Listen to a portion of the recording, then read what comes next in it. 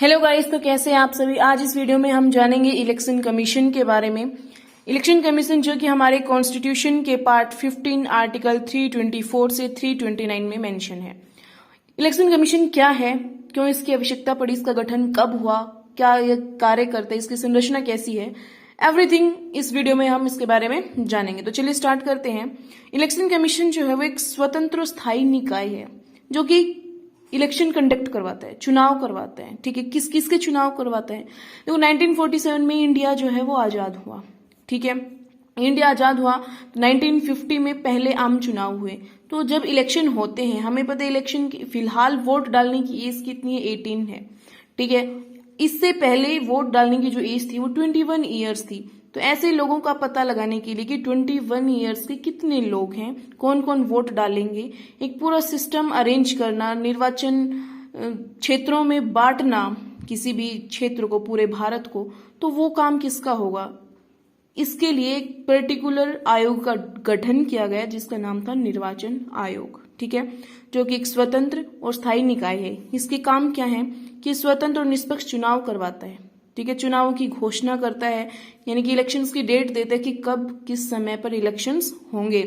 संसद, राज्य विधानमंडल, राष्ट्रपति और उपराष्ट्रपति के ये चुनाव करवाता है। अब आप कहेंगे इसमें तो सभी आ गए, है ना।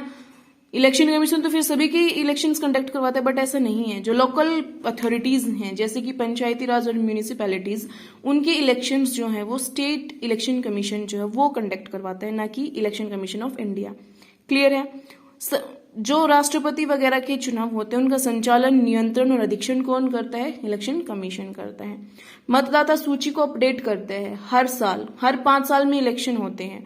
ठीक है, हर 5 साल में इलेक्शन होते हैं तो हर साल एज भी बढ़ती है। 18 प्लस कितने लोग हुए, ये साल कितने वोटर्स बढ़े हैं, कितने लोगों की डेथ हो गई तो कितने वोटर्स कम हो गए हैं, किन का नाम वोटिंग लिस्ट में डालना है, किन को हटाना है, इन सब का काम कौन करता है, निर्वाचन आयोग ये काम करता है। ठीक है, निर्वाचन आयोग और क्या करता है, चुनाव क्षेत्रों का परिसीमन करता है। चुनाव क्षेत्रों के परिसीमन से मतलब है कि भाई इस पर्टिकुलर एरिया में इतने वोटर्स थे, वो किसी कारणवश यहाँ से चले गए हैं या फिर यहाँ पर कोई नए लोग आकर बस गए हैं, तो उन सभी को अपडेट रखना, एक निर्वाचन क्षेत्र के सभी वोटर्स की अपडेट रखना, चुनाव क्षेत्रों का परिसीमन करना होता है। ठीक है, राजनीतिक दलों का पंजीकरण करना और राष्ट्रीय व राज्य स्तरीय दलों को मान्यता देना, ये किसका काम होता है, इलेक्शन कमीशन का काम होता है।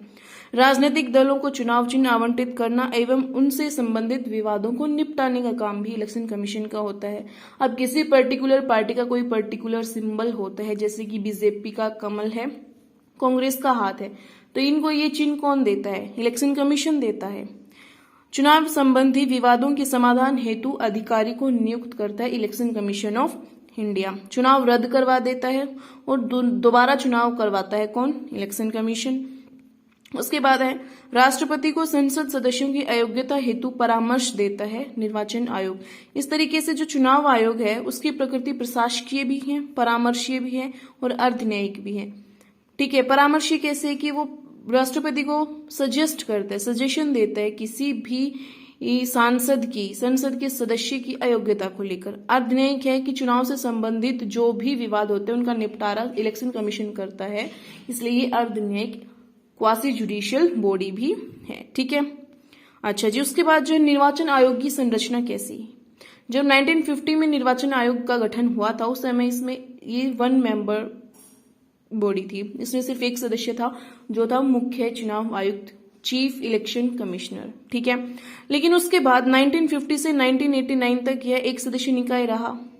1989 में क्या हुआ कि मतदान की आयु जो थी वो 21 से 18 कर दी गई, यानी कि एज घटाई गई तो वोटर्स बढ़े, काम का प्रेशर बढ़ा, तो इलेक्शन कमीशन का एक मेंबर वो सब कुछ हैंडल नहीं कर सकते, इसलिए उसको मल्टी मेंबर बॉडी बनाया गया, जो कि उसमें एक मुख्य निर्वाचन आयुक्त और 2 अन्य निर्वाचन आयुक्त को रखा गया उसमें। ठीक है, 16 अक्टूबर 1989 को राष्ट्रपति ने 2 अन्य निर्वाचन आयुक्तों को नियुक्त किया।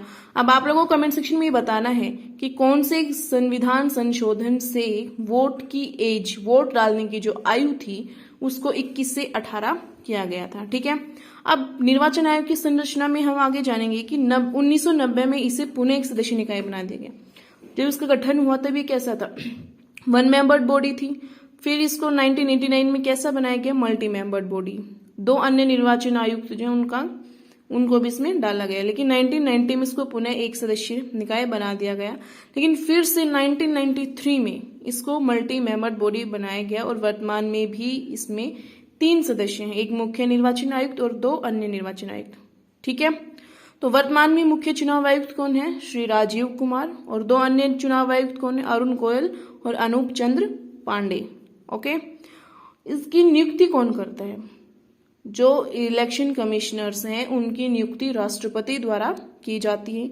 उनका कार्यकाल 6 वर्ष का होता है या 65 वर्ष की आयु तक, यानी कि जो पहले होगा उस एज में उनको रिटायर कर दिया जाता है। अगर उन्होंने अपने कार्यकाल का 6 वर्ष कंप्लीट कर लिया है तो वो रिटायर हो जाएंगे, अदरवाइज 6 वर्ष कंप्लीट करने से पहले वो रिटायरमेंट की यानी कि 65 ईयर्स के हो जाती हैं तो भी वो रिटायर कर दिए जाएंगे। हालांकि ये संविधान में मेंशन नहीं है। हटाया जाना, मुख्य चुनाव आयुक्त को सुप्रीम कोर्ट के न्यायाधीश की भांति हटाया जा सकता है। उनको नियुक्त बशर्ते राष्ट्रपति करता है, लेकिन वो राष्ट्रपति के प्रसाद पर्यंत पद पर नहीं रहते हैं। ठीक है, उनको हटाने की प्रक्रिया ऐसी है जैसे सुप्रीम कोर्ट के जज को हटाया जाता है।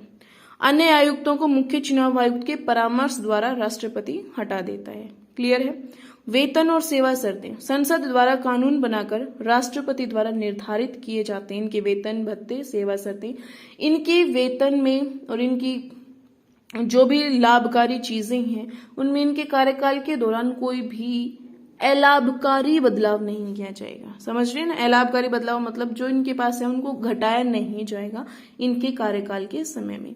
आर्टिकल 325 कहता है कि संसद और राज्य विधानमंडल के चुनावों के लिए अलग अलग मतदाता सूची होगी। मतलब ये कि एक सांसद को चुनने के लिए जो वोटर लिस्ट है उसी वोटर लिस्ट से आप एमएलए को नहीं चुन सकते हैं। ठीक है, उन दोनों के लिए अलग अलग लिस्ट वोटिंग लिस्ट होंगी।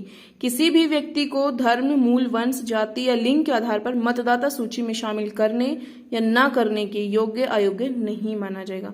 यानी कि आप इन ग्राउंड्स के ऊपर किसी के साथ ये डिस्क्रिमिनेशन नहीं कर सकते कि इसको वोट डालने का राइट है और इसको वोट डालने का राइट नहीं है। आर्टिकल 326 आपको यूनिवर्सल एडल्ट फ्रेंचाइजी देता है कि 18+ से ऊपर जितने भी लोग हैं उन सभी को वोट डालने का अधिकार है, जो कि उनका एक फंडामेंटल राइट ना होके पॉलिटिकल राइट है, कॉन्स्टिट्यूशनल राइट है। क्लियर है। आई होप ये वीडियो आपको पसंद आई होगी। हमने इसमें इलेक्शन कमीशन के बारे में अच्छे से जाना है। अगर ये वीडियो अच्छी लगी हो तो लाइक करें, शेयर करें और चैनल को सब्सक्राइब करें। धन्यवाद।